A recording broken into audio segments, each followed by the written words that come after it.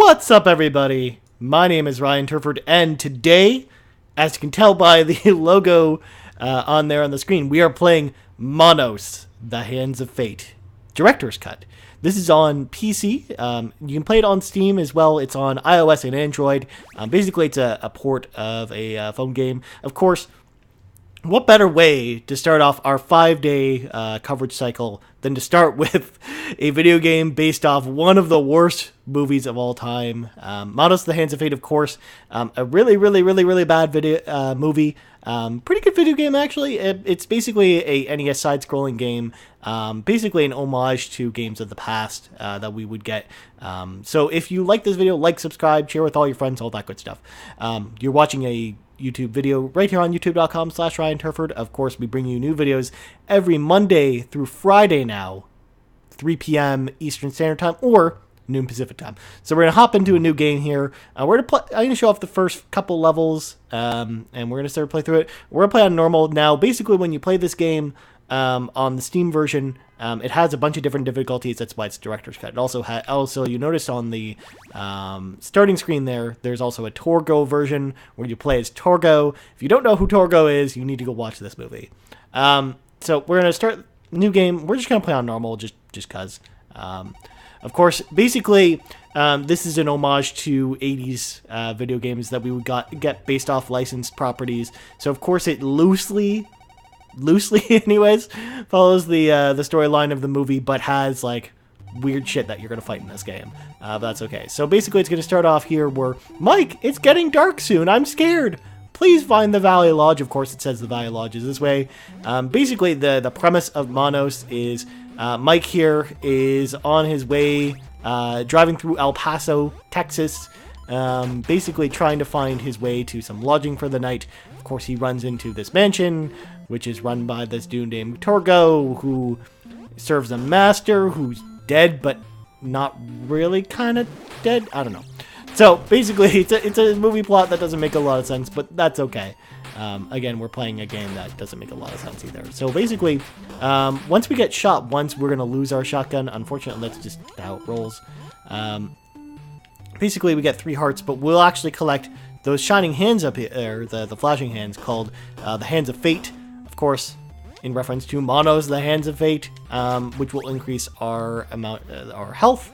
Of course, the jumping, the one thing that you'll note about this game is that the jumping is very finicky. I don't know how anyone plays this game on their phone, because the touchscreen controls, well, are okay, I guess, probably. I'm assuming they're probably not that great. So, first of all, if you've never seen Manos, The Hands of Fate before, you should go, if you really like really bad movies, and I mean really bad movies, because this is actually considered one of the worst movies of all time. The best way to watch it actually now is to go on YouTube, go to the Mystery Science Theater 3000 official page and watch it there, because they have, I've uploaded all of their videos from all of their past episodes. I am Torgo. I take care of the place while the master is away. Yes, I apologize, but there are going to be many Torgo impersonations here. You cannot stay here.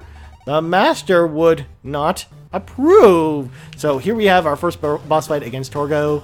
Of course, he doesn't really do much of anything. And you know why? Because Torgo in the movie doesn't do much of anything. Very well. The master will be very disturbed. And of course, Torgo, in case you've never seen him before, the leg thing there is totally intentional, where he basically has knees forward. He's almost meant to convey a satyr. Which is like the little horn guys from Greek mythology. But the child and the dog, the master would not approve. There is no way out of here. It will be dark soon. Of course, first of all, right here, you see our family hanging out with Torgo. They're like, oh, we'll just hang out with Torgo. It's fine. Of course, this little gumball machine is supposed to be a Mystery Science Theater 3000 reference. Again, probably the most famous version of Manos, The Hands of Fate that a lot of people have seen is the watching the Mystery Science Theater 3000 episode, where they totally watch Manos, The Hands of Fate. And that's actually why they do a Riff Tracks episode, because those guys have moved on to do Riff Tracks of Manos, The Hands of Fate as well. It was actually on last month's Rift Tracks Humble Bundle. So if you actually pick that up, you of course probably have seen Manos the Hands of Fate at this point. Or you have the opportunity to do so if you haven't watched it yet. Trust me, it's so good. It's actually one of the reasons why I dove into this game is because Manos the Hands of Fate is actually one of my favorite really bad movies. And if you know me at all, I actually love really, really bad movies. I just can't get enough of them. I don't know why. There's just something about them that draws me to them, whether it's the campiness or the really, really terrible plots or the really terrible acting. I don't really know. I can't put my finger on it, but I know that that's just something I've always really enjoyed about really, really terrible movies. Of course, we're fighting a ton of rats here in this mansion. Of course, there are not nearly this many rats in this mansion in the movie. It just so happens they're in this game. So, of course, we've got our second Hand of Fate. One thing that's actually cool about the Steam version of this game is there are actually Steam achievements for this game. One of them is to actually complete the game with all of the Hands of Fate. Some of them are a little bit trickier to find, although for the most part they're actually all pretty easy. One thing that a lot of people, because I think I've only ever seen one review of this game, at least on a big published site, and that's on Screw Attack. Screw Attack gave it a 6.5 because, again, they sort of echo a lot of the same criticism that I have for this game. It controls pretty well, but if you play the game on normal, it's not really that difficult, so it's not necessarily as difficult as a lot of the games that it's trying to emulate is. I don't necessarily think it's totally a bad game, but I feel like it's almost a missed opportunity.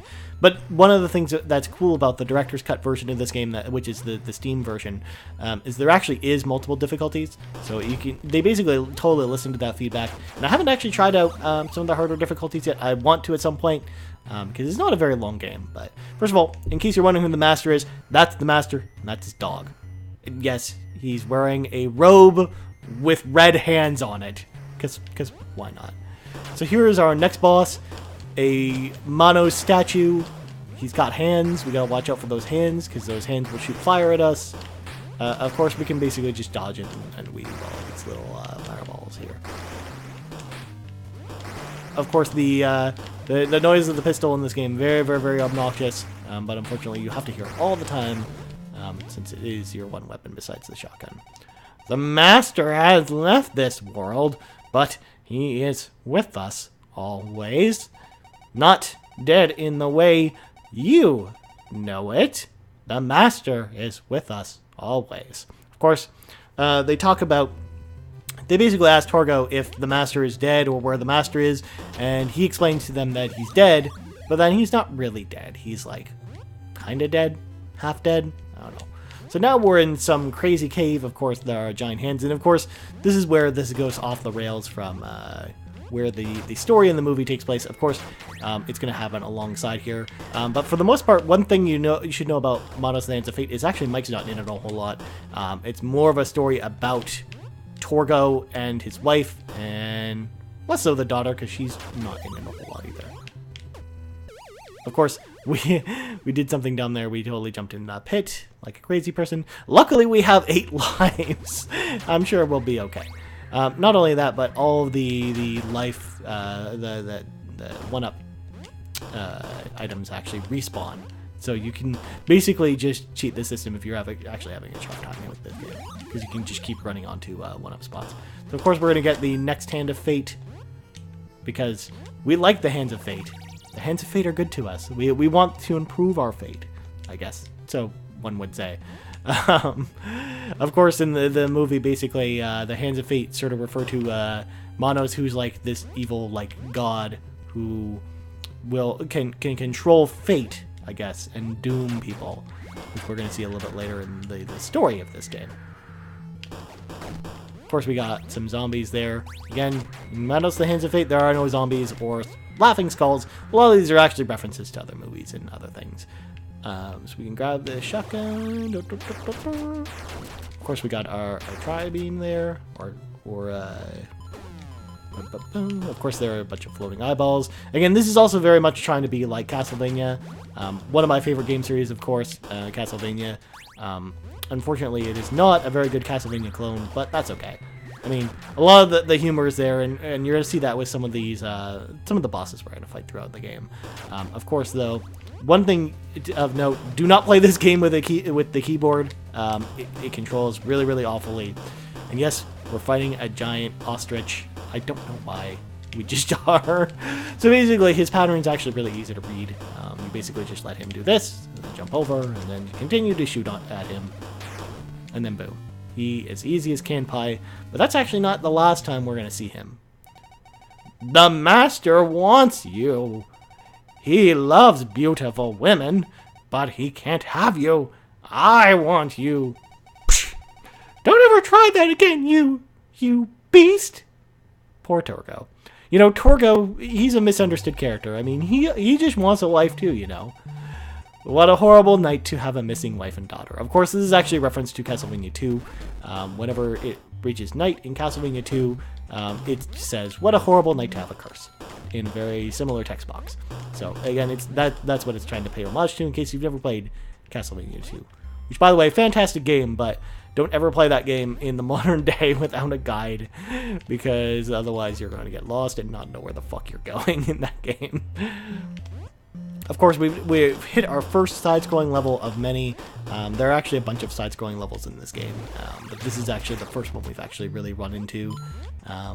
Basically, the side-scrolling levels I'm not a huge fan of because you can definitely tell that this is a fan-made game in some respects, because I think this is actually one of their first games as well, because the distance between the jumps sometimes is exact on the point, which can be very, very troublesome. I've talked about it in my Mario Maker playthroughs as well, because basically if you don't jump at a very certain point, you'll die and have to start over again.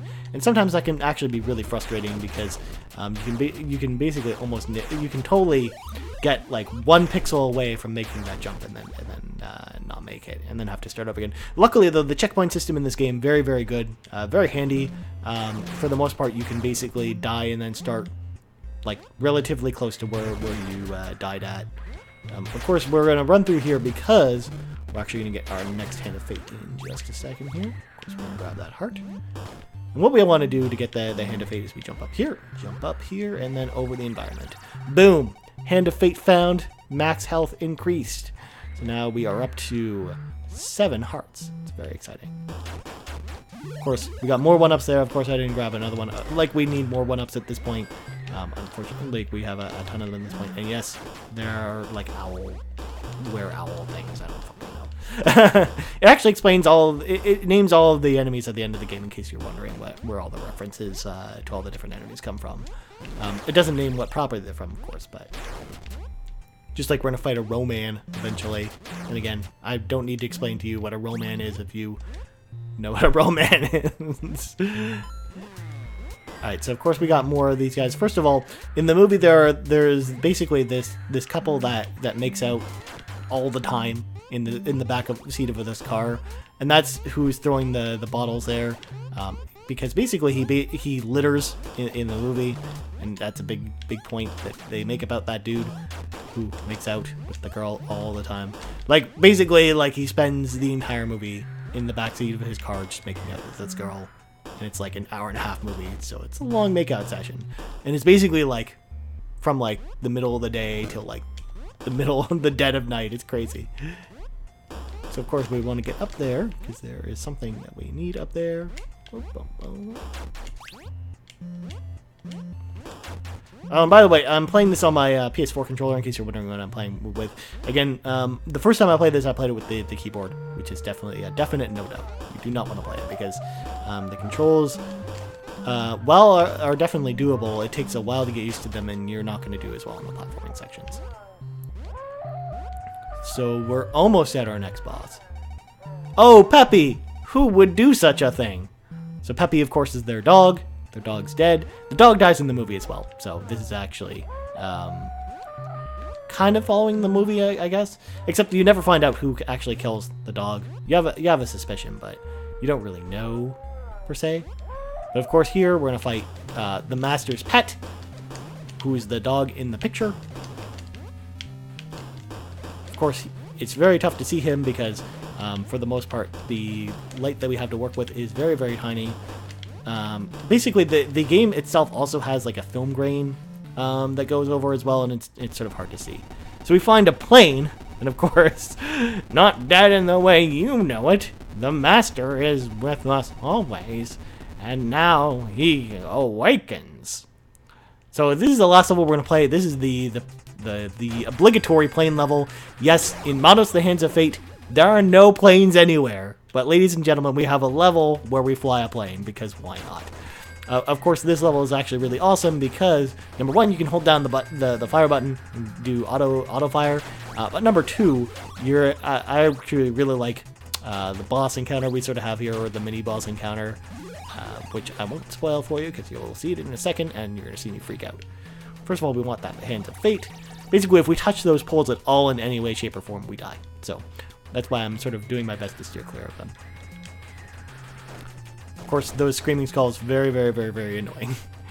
Alright, here we go. So, our mini-boss fight, we are fighting Torgo, and he's in a plane, and it's got the Torgo theme. In case you're wondering, the Torgo theme plays anytime Torgo's on screen, and it's very repetitive. It's literally 2 notes. And it just plays over and over again. It's so good. And of course, we got the flying ostrich again, but with a twist.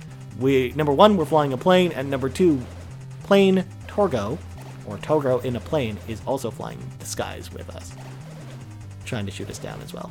So we can just hold auto fire and kill him. Unfortunately, if you try and do that without auto fire, bad things happen to you. So now we've hit stage 6. So this is actually where we are going to sort of call it a day here. So I want to say thanks again for watching this Let's Play with me. Of course, if you like this video, like, subscribe, share with all your friends, all that good stuff. You can find me on Twitter at Ryan Turford. That's Turford. You can also find me on Twitch at twitch.tv/Ryan Turford. And as well, if you're looking for a new video game podcast to check out the Game Moose podcast. I co-host it every week with Drew McMillan. Just check us out on www.talkmoose.com or facebook.com/Game Moose podcast, or we're on iTunes. Just search for Game Moose Podcast on iTunes and we'll be good to go. Anyways, that's going to do it for this Let's Play right here on youtube.com/Ryan Turford. So I want to say thanks for watching. Of course, new videos Monday through Friday all week long.